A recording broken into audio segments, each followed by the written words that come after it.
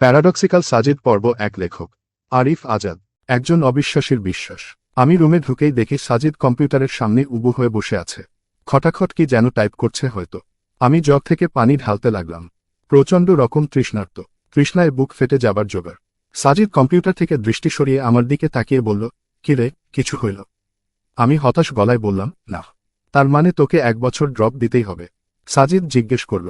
আমি বললাম, কি আর করা, আল্লাহ যা করেন ভালোর জন্যই করেন। সাজিদ বলল, তোদের এই এক দোষ, বুঝলি? দেখছিস পুয়ার অ্যাটেন্ডেন্সের জন্য 1 বছর ড্রপ খাওয়াচ্ছে, তার মধ্যেও বলছিস আল্লাহ যা করেন ভালোর জন্যই করেন। ভাই, এখানে কোন ভালোটা তুই পাইলি বলতো? সাজিদ সম্পর্কে কিছু বলে নেওয়া দরকার।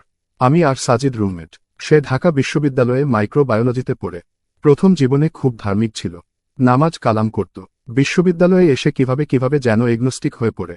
আস্তে আস্তে স্রষ্টার উপর থেকে বিশ্বাস হারিয়ে এখন পুরোপুরি নাস্তিক হয়ে গেছে। ধর্মকে এখন সে আবর্জনা জ্ঞান করে। তার মতে পৃথিবীতে ধর্ম এনেছে মানুষ, আর ঈশ্বর ধারণাটাই এইরকম স্বার্থান্বেষী কোন মহলের মস্তিষ্ক প্রসূত। সাজিদের সাথে এই মুহূর্তে তর্কে জোড়াবার কোন ইচ্ছে আমার নেই, কিন্তু তাকে একদম ইগনোর করেও যাওয়া যায় না। আমি বললাম, আমার সাথে তো এর থেকেও খারাপ কিছু হতে পারত, ঠিক না? আরে, খারাপ হবার আর কিছু বাকি আছে কি? হয়তো, যেমন এরকমও তো হতে পারত, ধর আমি সারা বছর একদমই পড়াশোনা করলাম না, পরীক্ষায় ফেইল মারলাম। এখন ফেইল করলে আমার 1 বছর ড্রপ যেত। হয়তো ফেইলের অপমানটা আমি নিতে পারতাম না, আত্মহত্যা করে বসতাম। সাজিদ হা হা হা করে হাসা শুরু করল। বলল, কি বিদ্ঘুটে বিশ্বাস নিয়ে চলিস রে ভাই? এই বলে সে আবার হাসা শুরু করল, বিদ্রুপাত্মক হাসি। রাতে সাজিদের সাথে আমার আরও 1 দফা তর্ক হল। সে বলল, আচ্ছা, তোরা যে স্রষ্টায় বিশ্বাস করিস, কিসের ভিত্তিতে? আমি বললাম, বিশ্বাস 2 ধরনের। একটা হলো প্রমাণের ভিত্তিতে বিশ্বাস, অনেকটা শর্তারূপে বিশ্বাস বলা যায়। অন্যটি হলো প্রমাণ ছাড়াই বিশ্বাস। সাজিদ হাসল। সে বলল, দ্বিতীয় ক্যাটাগরিকে সোজা বাংলায় অন্ধ বিশ্বাস বলে রে আবুল, বুঝলি? আমি তার কথায় কান দিলাম না। বলে যেতে লাগলাম, প্রমাণের ভিত্তিতে যে বিশ্বাস, সেটা মূলত বিশ্বাসের মধ্যে পড়ে না, পড়লেও খুবই টেম্পোরারি। এই বিশ্বাস এতই ফুলবল যে এটা হঠাৎ পাল্টায়। সাজিদ এবার নড়েচড়ে বসল। সে বলল, কি রকম? আমি বললাম, এই যেমন ধর, সূর্য আর পৃথিবীতে নিয়ে মানুষের একটি আদিম কৌতূহল আছে। আমরা আদিকাল থেকেই এদের নিয়ে জানতে চেয়েছি, ঠিক না? ঠিক। আমাদের কৌতূহল মেটাতে বিজ্ঞান আপ্রাণ চেষ্টা করে গেছে, ঠিক? হ্যাঁ, আমরা একাত্তা ছিলাম। আমরা নির্ভুলভাবে জানতে চাইতাম যে সূর্য আর পৃথিবীর রহস্যটা আসলে কি। সেই সুবাদে পৃথিবীর বিজ্ঞানীরা নানান সময়ে নানান তত্ত্ব আমাদের সামনে এনেছেন। পৃথিবী আর সূর্য নিয়ে প্রথম ধারণা দিয়েছিলেন গ্রিক জ্যোতির্বিজ্ঞানী টলেমি। টলেমি কি বলেছিল সেটা নিশ্চয় তুই জানিস। সাজিদ বলল, হ্যাঁ, সে বলেছিল সূর্য পৃথিবীর চারদিকে ঘুরে। একদম তাই, কিন্তু বিজ্ঞান কি আজও টলেমির থিওরিতে বসে আছে? নেই। কিন্তু কি জানিস, এই টলেমির থিওরিটা বিজ্ঞান মহলে টিকেছিল পুরো 250 বছর। ভাবতে পারিস, 250 বছর পৃথিবীর মানুষ, যাদের মধ্যে আবার বড় বড় বিজ্ঞানী, ডাক্তার, ইঞ্জিনিয়ার ছিল, তারাও বিশ্বাস করত যে সূর্য পৃথিবীর চারপাশে ঘুরে। এই 250 বছরে তাদের মধ্যে যারা মারা গেছে, তারা এই বিশ্বাস নিয়েই মারা গেছে যে সূর্য পৃথিবীর চারদিকে ঘুরে। সাজিদ সিগারেট ধরালো। সিগারেটের ধোঁয়া ছাড়তে ছাড়তে বলল, তাতে কি? তখন তো আর টেলিস্কোপ ছিল না, তাই ভুল মতবাদ দিয়েছে আর কি। পরে নিকোলাস কোপার্নিকাস এসে তার থিওরিকে ভুল প্রমাণ করল না। হ্যাঁ, কিন্তু কোপার্নিকাসও একটা মস্তবর ভুল করে গেছে। সাজিদ প্রশ্ন করল, কি রকম? অদ্ভুত, এটা তো তোর জানার কথা। যদিও কোপার্নিকাস টলেমির থিওরির বিপরীত থিওরি দিয়ে প্রমাণ করে দেখিয়েছিলেন যে সূর্য পৃথিবীর চারপাশে নয়, পৃথিবী সূর্যের চারপাশে ঘুরে। কিন্তু তিনি এক জায়গায় ভুল করেন, এবং সেই ভুলটাও বিজ্ঞান মহলে বিতর্কে টিকেছিল গোটা 50 বছর। কোন ভুল? উনি বলেছিলেন পৃথিবী সূর্যকে কেন্দ্র করে ঘোরে, কিন্তু সূর্য ঘোরে না, সূর্য স্থির। কিন্তু আজকের বিজ্ঞান বলে, না, সূর্য স্থির নয়, সূর্যও নিজের কক্ষপথে অবিরাম ঘূর্ণনরত অবস্থায়। সাজিদ বলল, সেটা ঠিক বলেছিস, কিন্তু বিজ্ঞানের এটাই নিয়ম যে এটা প্রতিনিয়ত পরিবর্তিত হবে। এখানে শেষ বা ফাইনাল বলে কিছুই নেই। একদম তাই, বিজ্ঞানের শেষ ফাইনাল বলে কিছু নেই।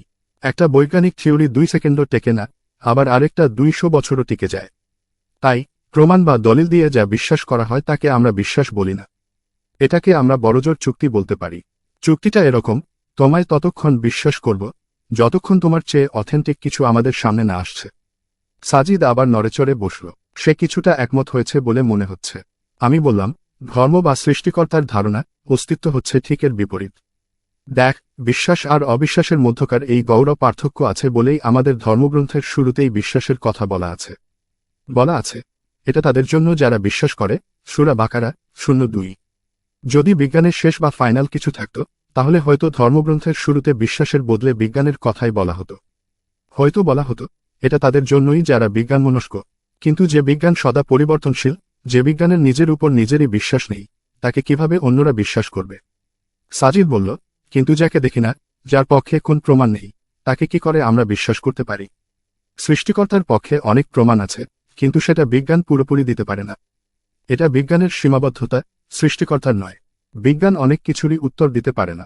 লিস্ট করতে গেলে অনেক লম্বা একটা লিস্ট করা যাবে। সাজিদ রাগী রাগী গলায় বলল, ফাজলামো করিস আমার সাথে। ড্যাশ। আমি হাসতে লাগলাম। বললাম, আচ্ছা শোন, বলছি। তোর প্রেমিকার নাম মিতু না? এইখানে প্রেমিকার ব্যাপার আসছে কেন? আরে বল না আগে। হ্যাঁ, কিছু মনে করিস না, কথার কথা বলছি। ধর, আমি মিতুকে ধর্ষণ করলাম। রক্তাক্ত অবস্থায় মিতু তার বেডে পড়ে আছে। আরো ধর, তুই কোনোভাবে ব্যাপারটা জেনে গেছিস। এখন বিজ্ঞান দিয়ে ব্যাখ্যা কর দেখি, মিতুকে ধর্ষণ করাই কেন আমার শাস্তি হওয়া দরকার? সাজিদ বলল, ক্রিটিক্যাল কোয়েশ্চেন। এটাকে বিজ্ঞান দিয়ে কিভাবে ব্যাখ্যা করব? হা হা হা, আগেই বলেছি, এমন অনেক ব্যাপার আছে যার উত্তর বিজ্ঞানে নেই। কিন্তু এর সাথে স্রষ্টায় বিশ্বাসের সম্পর্ক কি? সম্পর্ক আছে। স্রষ্টায় বিশ্বাসটাও এমন একটা বিষয়, যেটা আমরা, মানে মানুষেরা, আমাদের ইন্দ্রিয় গ্রাহ্য প্রমাণাদি দিয়ে প্রমাণ করতে পারব না। স্রষ্টা কোন টেলিস্কোপে ধরা পড়েন না।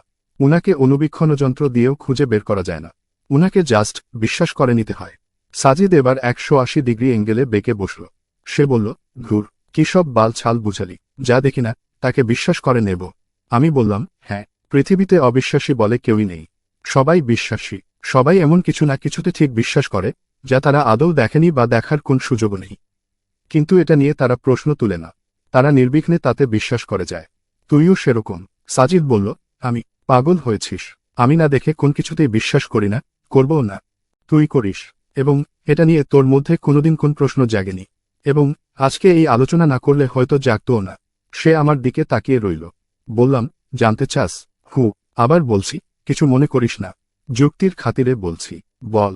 আচ্ছা, তোর বাবা মা রমিলনেই যে তোর জন্ম হয়েছে, সেটা তুই দেখেছিলি? বা এই মুহূর্তে কোন এভিডেন্স আছে তোর কাছে? হতে পারে তোর মা তোর বাবা ছাড়া অন্য কারো সাথে দৈহিক সম্পর্ক করেছে তোর জন্মের আগে। হতে পারে তুই ওই ব্যক্তিরই জৈব ক্রিয়ার ফল। তুই এটা দেখিসনি, কিন্তু কোনোদিনও কি তোর মা কে এটা নিয়ে প্রশ্ন করেছিলি? করিসনি। সেই ছোটবেলা থেকে যাকে বাবা হিসেবে দেখে আসছিস, এখনো তাকে বাবা ডাকছিস।